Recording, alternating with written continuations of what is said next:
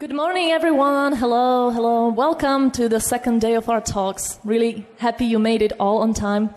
Did you guys have a good time yesterday at the culinary festival and the Yomos concert? It was amazing, right? I'm glad to hear that. Well, today we're continuing with the talks, and I would like to share something with you which is really important to me and something that I feel passionate about. And that is the way that polyglots learn languages, as opposed to the way that languages are often learned in the traditional way. That means in schools and language schools, because I think there is a great difference. And I've been trying to deal with this problem for several years now, because I think that the ways that majority people learn languages and the way that polyglots learn languages could be combined. And I think that clearly the way that we polyglots learn languages, that way seems to work, right? So I'm trying to apply these methods also to help other people achieve just that. I have a special name for a type of people who are struggling to learn a foreign language and cannot succeed even with one language. I call them the timekeepers. A timekeeper is a person whom you ask, "Do you speak German?" And they will reply, "Oh, well, I've had 8 years of German at school, you know." Or they tell you, "I've been going to a course in French or whatever language for 4 years." And they always tell you the time. Have you noticed that? But they hardly ever speak the language. So I call them the timekeepers. You know, they always count the time that they've spent learning the language, but they don't have many results to show for that. And on the other hand, we have the polyglots. People just like you, these are the name tags from last polyglot gathering, who manage to speak several foreign languages fluently. Now the question is, how is it possible? How is it possible that there is these two groups of people that seem to be so different with such different results when it comes to their language learning? And this is exactly the question that I've been asking myself and trying to find the solution for that. First, before I start, I'll quickly introduce myself. First of all, I'm a passionate language learner. I really enjoy learning languages. I learn usually a new language every 2 years. This is the system that I've had so far. And I like to practice them anytime I can, for example, at the polyglot gathering. I also happen to be a professional conference interpreter, and maybe some of you saw the talk at the Polyglot Gathering 2015, where I talked about the pleasures and pains of working as a conference interpreter, where I try to explain what this profession is really about. And I have a new profession. I'm a language mentor, and this is something that I made up because I realized that I want to help people learn languages, but I don't want to teach them. And this is my approach to teaching people languages. I mentor them so that they can learn languages just like polyglots do, using the same techniques and strategies. And finally, I happen to also organize the Polyglot Gathering this year, so you might know me in this role as well. Now, I will start my presentation with showing you a few examples of how some polyglots learn languages. I've picked a few that I'm sure you will probably know of, and I will briefly introduce their strategies to learn the languages so that we can see what is it actually, how do polyglots approach language learning and what methods do they use. So the first person I will introduce probably does not need any introduction at all. I'm sure we all know Benny Lewis from Fluent in 3 Months. Well, Benny has a very interesting method, an interesting way to learn languages. It's called Speak from Day One. So Benny goes out there, doesn't speak the language at all, he just collects a few words, phrases, goes among the people in the country where the language is spoken, and starts speaking with them and learning from what he receives as a return. And so he collects, more and more vocabulary and practices, makes a million mistakes a day, and this is his approach of learning languages. Then I'm sure, this is the languages that he's learned so far. It may be not totally updated, maybe there are a few more missing ones, but this is just to show, what can be achieved with such a method. I'm sure you all know Steve Kaufman, who is here with us as well at this gathering, who has a slightly different approach. So he doesn't go for speaking right away, but instead he gets a lot of input first. So he listens and reads massively before speaking, before producing speech. And in this way, he's been able to learn a bunch of languages himself. I think this is also not the complete list right now. And actually, I had a Skype lesson with Steve before the gathering where he was learning Slovak. And I was really impressed in his Slovak skills after just 1 week of learning and he told me that he's listened and read a lot of Slovak stories, and clearly it works really amazingly. Then don't know if you know Lucas Spaghetti, but he's also here with us at this gathering. And Lucas has quite an interesting method himself. I saw him at the last polyglot gathering with all these languages on his name tag, and I practiced a few of them with him, and I was really impressed at the level that he was able to use those languages. And I looked at them and I said, Lucas, you have all these languages there, but I see no Esperanto. Have you ever thought about that? He was like, oh, not really, I don't know. I said, you know what, let's make a challenge. I'll help you learn Esperanto, and I think it will take you maybe 3 days or so. It actually took him an hour. In that 1 hour, I explained the 16 grammar rules that Esperanto has and that you need to know in order to really know this language. So after an hour, we were speaking Esperanto, and I said, gosh, this is too easy, you know. So I said, okay, challenge number 2. I'll help you learn Slovak. Aha. And of course, this would be easier for Lucas than for many other people because he already spoke 3 Slavic languages very, very well. Russian, Polish, and Ukrainian. And it took us about a day before we did a recording on video about how we speak Slovak. It was just amazing. Whenever I show this to Slovaks, the conversation after 1 day, they just cannot believe it. They say, is this impossible? No one can learn our language in just 1 day, you know? And Lucas seems to have a method for that. It's a method that he developed together with Jan van der A, whom you might know as well. And they call it Language Boost. And it's about 500 most frequent words in a vocabulary in a language that they learn with example sentences. And then using these sentences and these words, they can express many, many things in very simple terms, and they can communicate with just these 500 words. And then, of course, they continue learning different vocabulary. So this is Lucas's approach. Then I don't know if you've heard about Gabriel Weiner. And Gabriel has an interesting method based on flashcards, based on space repetition system. And what is interesting is that he doesn't use translation at all. So he uses pictures of things that he can take a picture of, or he uses closed tests, so a word missing in a sentence when he wants to practice grammar. And in this way, Gabriel managed to learn a lot of languages himself, and he has a very interesting story about how he actually came up with this method. But we don't have time for that today, unfortunately. So this is the flashcard system with no translation. And then we have Luca Lampariello, who bases his learning mostly on translation. And this is interesting because Luca doesn't use flashcards at all. He's not a flashcard friend, flashcard user. And yet it works amazingly for him. He's learned a bunch of languages to a very high and impressive level. I think we all know that. And his method seems to be working just as well. And then I would like to introduce 2 more people to you. Robin McPherson. I don't know if you met this guy. He was told several times by his parents, teachers, friends when he was young that he doesn't have a talent for languages. He's just not good at languages, and he probably should dedicate his life to something else because languages don't seem to be the thing for him. Well, he proved them wrong later on, because today he speaks a bunch of languages really well on a very fluent level. And he does this by using a special method, which I personally call the dissection method. I don't know what he uses it particularly, but he basically takes a recording on YouTube, for example, a short video with subtitles in 2 languages, and he dissects it to very little parts, chunks of phrases that he puts into Memrise, and he keeps learning them over and over and over again, and this way he manages to speak the language very well after a very short time. So this is Robin's method.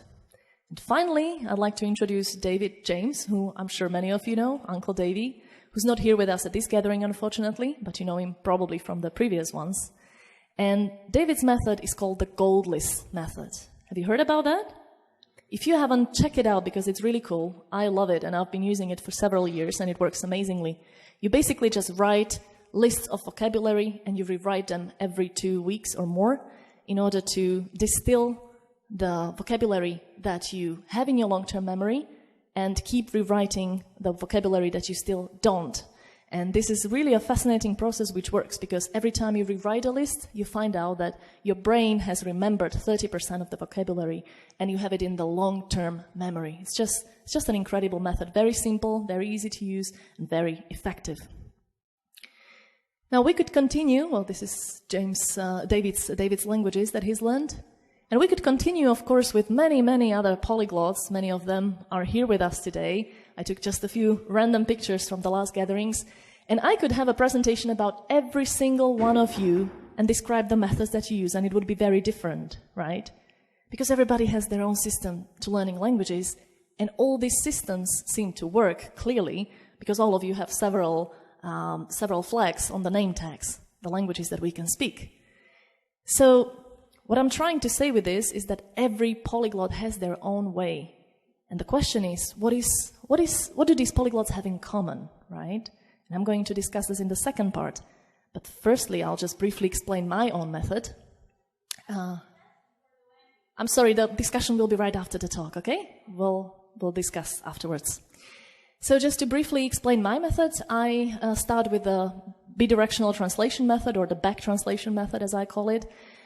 So I translate whole text from my mother tongue into the foreign language so that I can use the phrases and learn them in context. It's very similar to Luca Lampariello's method.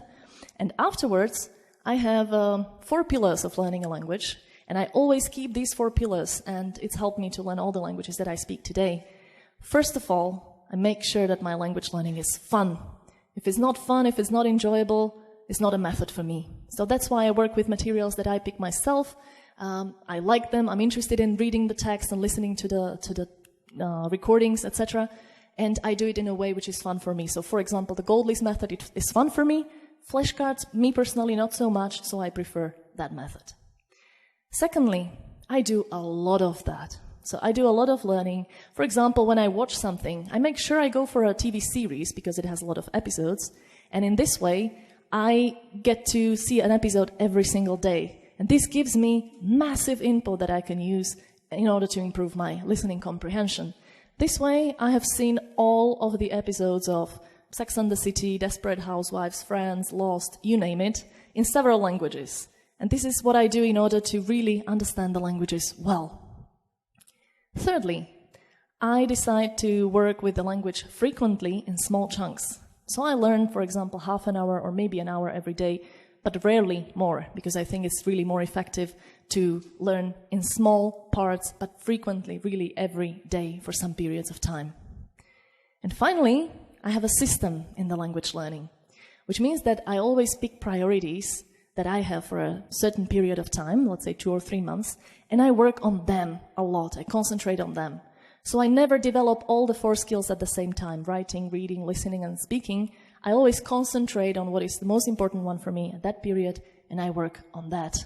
Plus, I have a system when I do the things that I do. So, for example, when I wake up, one of the first things I do is I distill some vocabulary in the gold list method, do some grammar exercises, etc., etc. And these are the languages that I've applied these methods to, and all besides the Slovak sign language that is at the bottom, I'm able to use more or less fluently today, and this is exactly the goal that I'm trying to achieve. I may be a little bit different from many of you in the way that I don't dabble in languages, so I don't learn the basics of several languages because I decide to either go for it or not. You know, I don't want to spend a lot of time learning the basics of a language because I feel that if I don't cross a threshold where I use the language fluently, then I will probably lose all of that time that I spent with the language. And this is why I prefer to really go all the way until I feel comfortable in the language. I can read books in it, I can listen to whatever I want and speak to the people. So now let's get to the main question of this presentation. What do these polyglots do differently? What do they have in common? And what is different in their language learning from the way that languages are learned by the majority language learners, by the majority of people who are struggling to learn even a single foreign language? And I have 10 things for you, because 10 is a nice number, right? So we'll start with the first one. And I would like to clarify that polyglots do not have a special talent for languages. And I think you will all agree with me, because this is not a gathering of super talented people who happen to be very lucky to have been born that way, right? This is about the approach that we take to language learning. And I have a proof for you to show that we are not super talented. Because all these people that I've mentioned before, who speak a lot of languages today, were not able to speak a foreign language until they were adults. Now I'm thinking, if these people had the super talent, wouldn't they have been the best students in class when they had some lessons of English or whatever language they were learning at school? I suppose they would. If the talent was there, it probably would have shown earlier, right? Not at the age of 21, 23, when they started to learn a foreign language. For example, Lucas is from Brazil. He's had several years of English at school, but when he was 17 or 18, he could not speak at all. He's had several years of English at school, just like the timekeepers, right? But couldn't use the language. How's that possible? Such a talented language learner, such a talented polyglot. So I believe this really proves the fact that it's not about the special talent, it's about something else. I have a nice quote by Henry Ford who says, whether you think you can or you think you can't, you're right. So I personally decide to believe that I have the language talent and it works for me. And so many people out there just tell you, you speak so many languages, it's so easy for you, but you know me, just don't have the language gene. Don't have the talent, so I'm not even trying. It doesn't make any sense. Well, they will not speak the foreign language because they decided that they don't have the talent. Secondly, I think that every polyglot has their own special method, which I think I've demonstrated in the first part of the presentation. And there is not one good method that people need to pick or adopt or repeat by other people. You need to develop it yourself, right?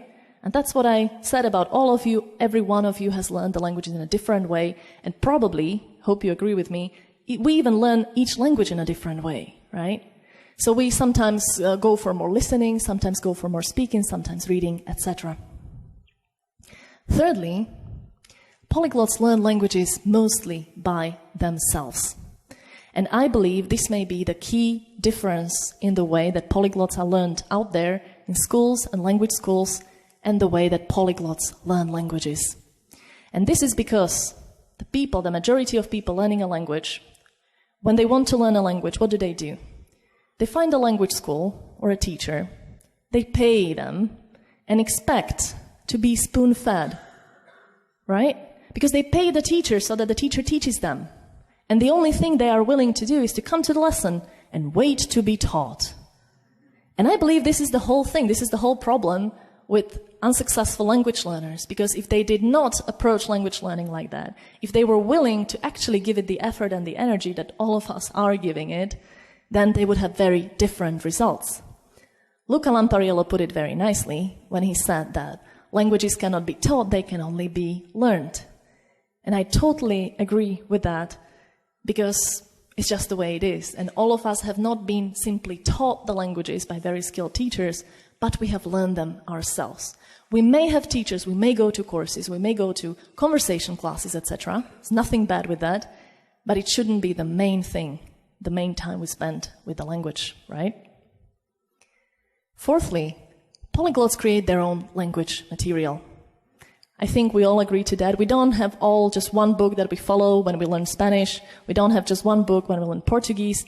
Instead, we create the materials that we want to use. So we create our own flashcards, our own collection of books, of texts, of recordings, YouTube videos, etc. Well, sometimes we go a little bit over the top and we collect a bit more books than we're able to use in the language learning, right? You all recognize this. Your little piles of books for all the languages you want to learn, I know. But I think this is still the good approach, even if we overdo it sometimes a little bit. The fifth point is that polyglots learn one language at a time.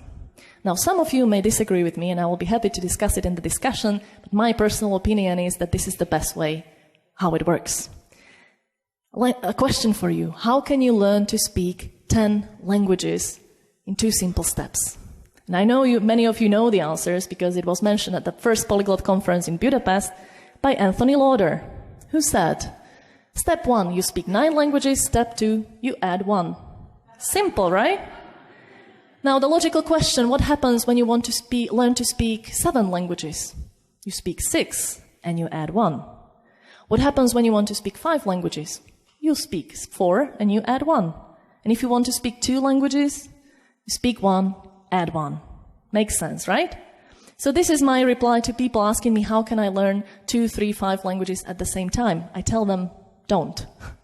Learn them one by one. Doesn't mean you cannot do anything with the other languages while you're learning one, but I think you should concentrate on one language. And I personally always spend at least 80% of my time with one language, and then I spend maybe 20% with the other ones to, keep them up, etc. The 6th point is polyglots spend much more time listening and speaking than the majority of learners. And I believe these 2 things are also the key to learning a language well and to having the different results. Because most people just go for reading, learning vocabulary, grammar, but nicely in their comfort zone. But they don't want to speak because they're not ready yet, right? They will speak when they will feel ready. And I believe that listening is probably the most neglected skill that is used in the traditional school language learning system.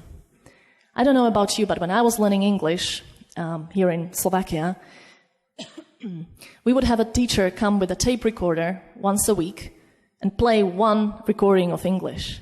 And we would do the exercises, listen to it again. That was all the listening I ever got in the lessons. And no one told me at that time that I need to listen to much, much more of language material in order to understand English well. Only later did I find that out, and now I apply it in all the languages that I learn. I just listen to podcasts, to YouTube videos, to TV series, anything I can, because otherwise I would not be able to understand the language. It just doesn't go without that. And I think this is something that teachers often forget to mention to their students. And secondly, I believe that there is no better activity to help us improve in the language actively than speaking. I believe that speaking is the key to actually having different results, because once you start speaking, you see the improvement that you've had, and it motivates you to learn more and get more vocabulary, etc. You activate all the knowledge you have, and that's why I believe this is the number 1 skill that we should concentrate on, which is often neglected in the traditional school learning system.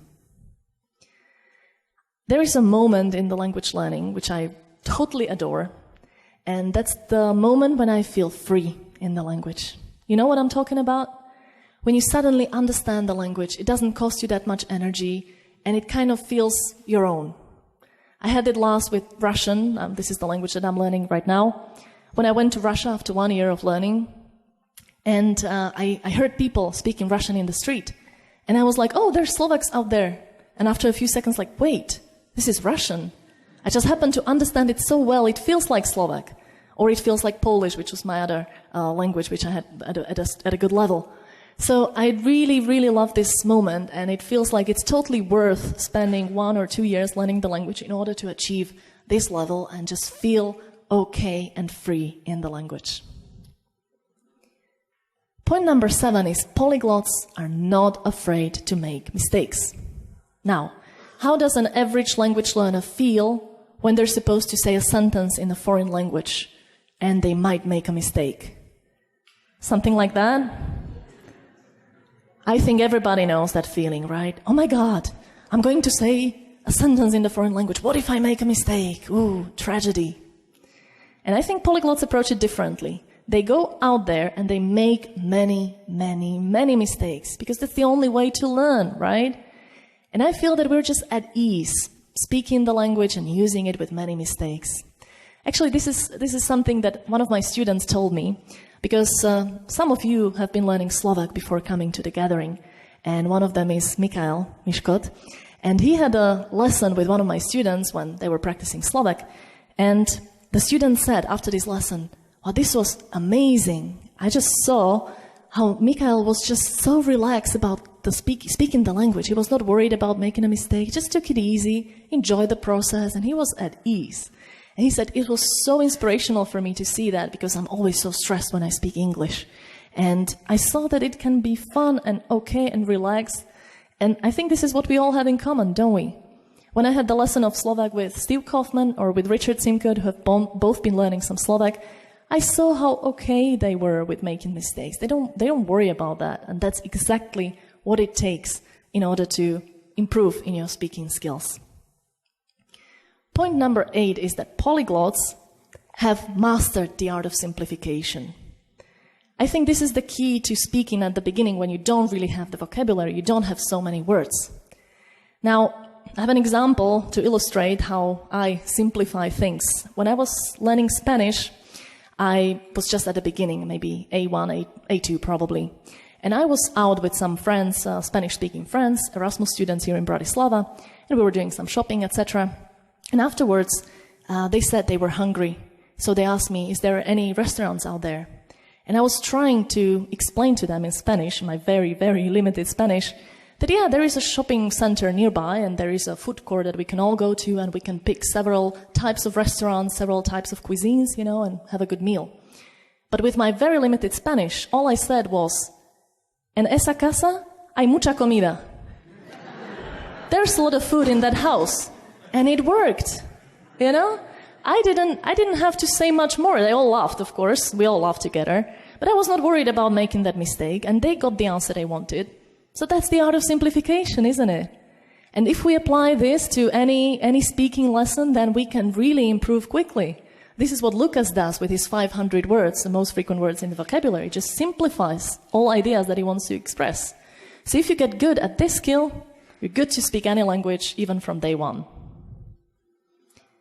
9th point is that polyglots learn in small chunks.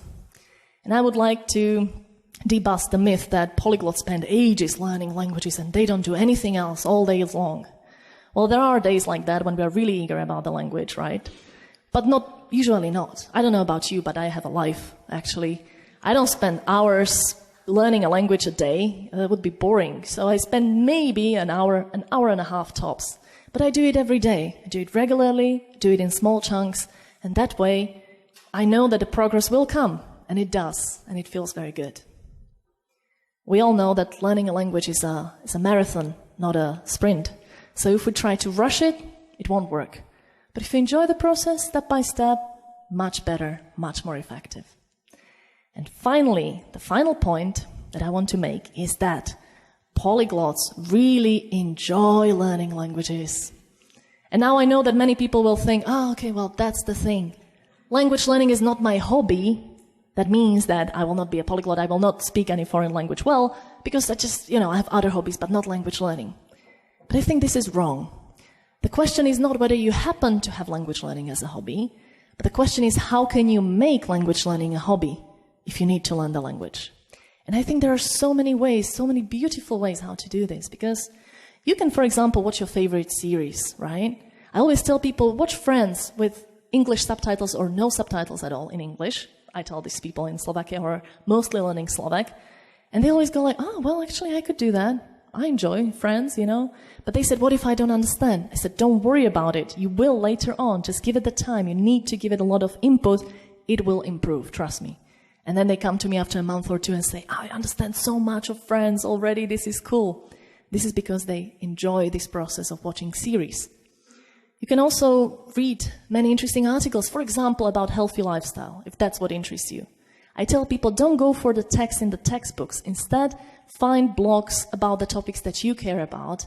And in this way, the learning will be just fun and you will enjoy it. It will be great. You can listen to podcasts about traveling, for example. If you're passionate about traveling, it doesn't need to be a podcast, that is meant for language learners. Just try to go for native material. Give it a lot of time and input, it will work. You can read books about personal development. I think that reading non-fiction in a foreign language is so much easier than reading fiction. Many people go for these old books from the 18th, 19th century, which I think are pretty difficult to learn if you're starting with the language.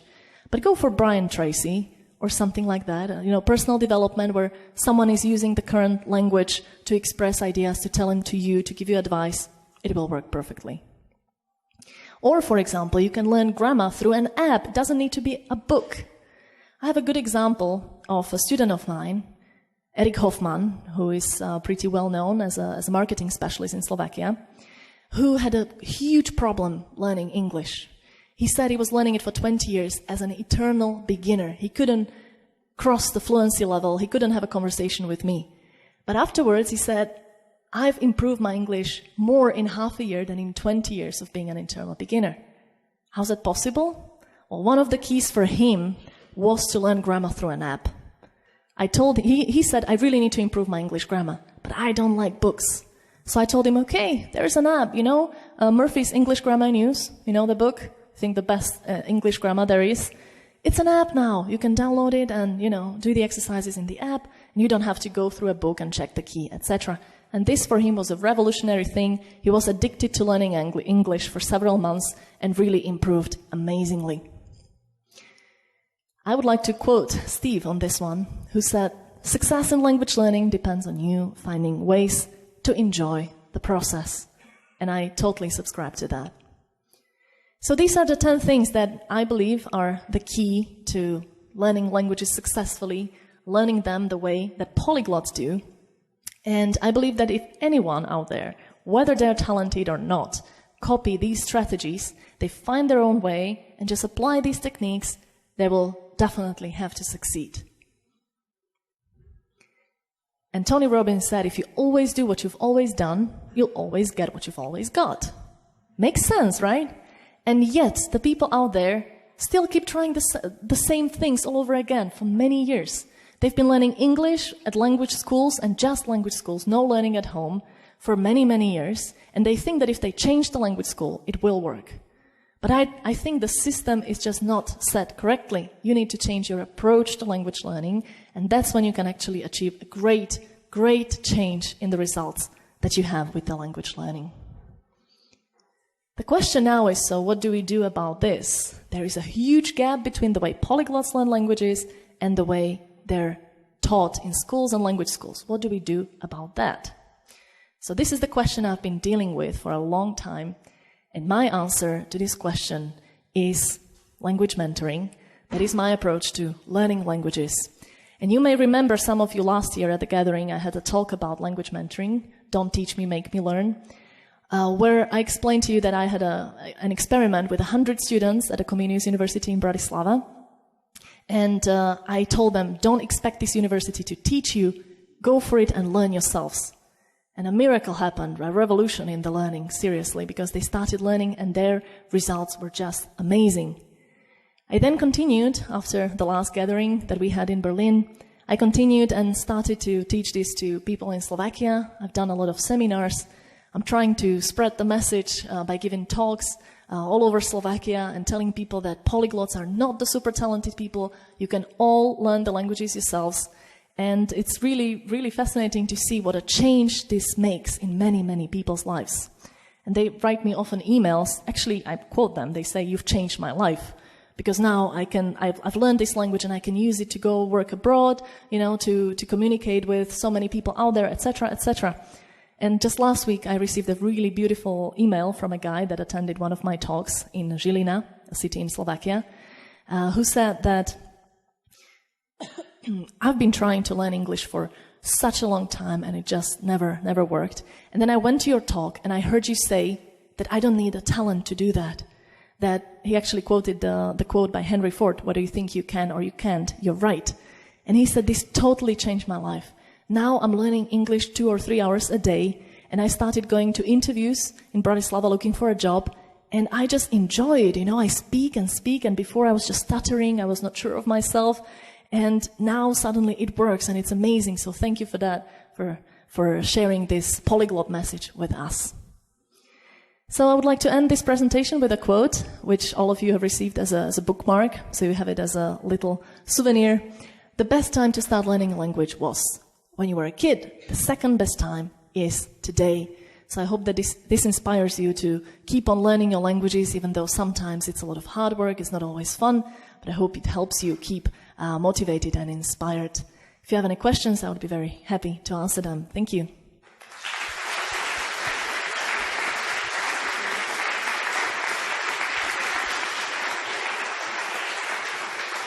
Thank you. So the question is whether in this half an hour to 1 hour a day that I recommend, there is also the other contact with the language. I think that this 1 hour of contact a day is enough, whereas most part of that should be active learning, where you actually sit down and concentrate on that. But I usually spend 20 to 30 minutes a day just listening to podcasts, for example, when I walk, when I do something else. Usually what happens is that I fall in love with something that I use, like material. For example, right now I'm watching Kuchnia to learn Russian. Amazing series. Very recommended. And so I make a plan. Okay, I will watch an episode every day. But then the episode is so good that I actually watch another one. So it often happens to me that I spend more time with the language, but it's not planned. It's not part of the system. But I just enjoy it that way.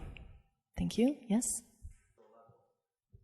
How can I imply this methodology of teaching this way on a more structural level? Yes, I'm working on that. I've just been spending a year with that, so give me some more time. Now, actually, this can be applied massively to a lot of people. Right now, in my courses, in my current course, I have 120 people learning very different languages, all at the same time. And this is the language mentoring group that I have. It's all online. They don't even need to be in one place. And they're all improving, with their own plan, with their own system, and it seems to be working well. So I'm trying to find ways how to spread this even more and get more people into this, but it seems to be working massively pretty well. Thank you. Let's try in the back. So the question is, what has been the resistance so far to the methods that I'm trying to spread? Well, of course, this is not a method for everyone, as everything. People, there will be haters and people who oppose, and I'm okay with that because I'm not trying to make everyone learn this way. What I'm trying to spread is that if there are so many people out there, polyglots like all of us, who manage to learn languages, then there must be something about their learning, and it's worth looking to those methods in more detail. But so far, I haven't experienced anyone like fighting against this, because clearly there's results. So if someone shows me a different approach which works much better, then I'm open to discuss that, of course.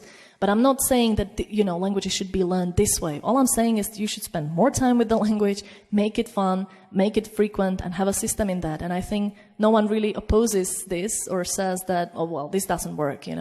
People like to add different things that are the most important things, and I'm very open to revising that. But other than that, I don't think people are against that idea in general. Yes? That's a great idea. So that's a call for action. Let's spread these ideas in other contexts, not just in Slovakia. I totally agree. But I actually don't think that the context is so different for Slovak learners than it is for New Zealanders. I know that for you, it's not so easy to go to another country and practice the language, of course. But what people that I'm working with mostly are people who cannot really go to a different country. They have a family here, their work, etc. Maybe they can go for a week-long holiday, but that's not enough. But I think especially with the internet, you don't really need to go to another country in order to learn the language. So with the internet, we can be anywhere, just using online teachers, for example, to practice, etc. And in that case, I think that it's actually very similar. But yes, I agree with you, and please share the message on in New Zealand and anywhere else. Thank you for that. I'm sorry, I'm afraid we'll have to end now. One more minute, okay? One more question. I saw that here, yes.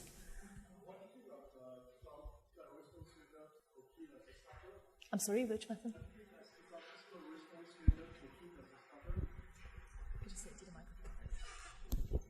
What do you think of total physical response method for kids as a starter, and do you think we can make this suitable for adults? I don't know the details of this method, unfortunately, so I cannot tell you much more about that. But I think that any method can be applied within the system. Like, this is not a particular method, but actually whether you apply flashcards, whether you apply the direct conversational method or anything else, it can work if you do a lot of it and you do it frequently. That would be my answer. Okay, thank you all very much for coming, and enjoy the rest of the gathering.